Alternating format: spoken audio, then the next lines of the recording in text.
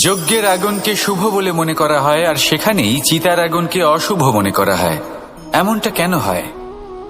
এখানে বিষয়টা হলো লক্ষ্য, বিচার এবং সঙ্গের। যখন আমরা যজ্ঞ করি তখন আমাদের লক্ষ্য কি হয়? পরিবেশকে আরো পবিত্র করে তোলা, ইতিবাচক করে তোলা। আমাদের লক্ষ্য শুভ হয়। তারপরে আসে বিচার। এই পরিস্থিতিতে সেই বিচার হলো অগ্নি। স্ফুলিঙ্গ থেকে তীব্র আকার ধারণ করে সমস্ত কাঠকে পুড়িয়ে দেয় এবং সুগন্ধ ছড়িয়ে দেয়।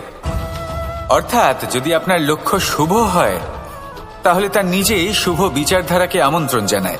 এই শুভ বিচার তখনই আসবে যখন আপনার সংকল্প শুভ হবে। অন্যদিকে হলো চিতার আগুন। এর লক্ষ্য কি? একটা দেহকে পরধামে পৌঁছে দেওয়া। সবার শেষে সবকিছু আপনার উপরে নির্ভরশীল যে আপনি কোনটা চয়ন করতে চান। আপনার লক্ষ্য যদি শুভ হয় তাহলে আপনার বিচার এবং সঙ্গতি আর তার পরিণাম সবই শুভ হবে। আসুন আর আমার সাথে ভালোবেসে বলুন, রাধা রাধা।